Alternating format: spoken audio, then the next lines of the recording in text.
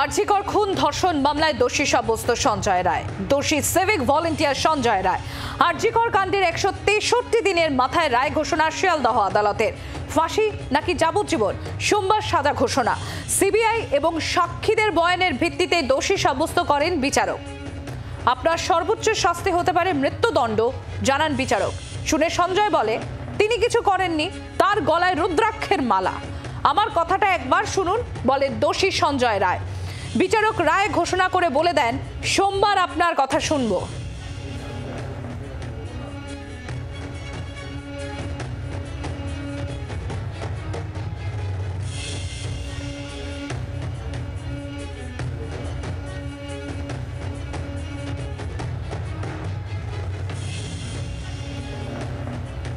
বিচারক বলেন, আপনার বিরুদ্ধে অভিযোগ ছিল 9ই আগস্ট আরজিকরে ভোর 4টের দিকে সেমিনার হলে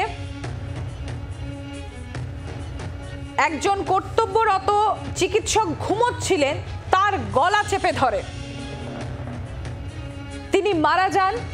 আপনার বিরুদ্ধে ভারতীয় ন্যায় সংহিতার 103-1, 64 এবং 66 ধারায় চার্জ গঠন হয়। সিবিআই যা সাক্ষ্য প্রমাণ দিয়েছে তাতে অভিযোগ প্রমাণিত হয়েছে। বিচারক অনির্বাণ জানান, সঞ্জয় রায় তখন বলে, আমাকে ফাঁসানো হয়েছে, আমি কিছু করিনি, একজন আইপিএস যুক্ত। আমার গলায় রুদ্রাক্ষের মালা আছে, আমি করলে সেটা ছিন্ন ভিন্ন হয়ে যেত। আমি গরিব, যারা দোষী তাদের কেন ছেড়ে দেয়া হলো?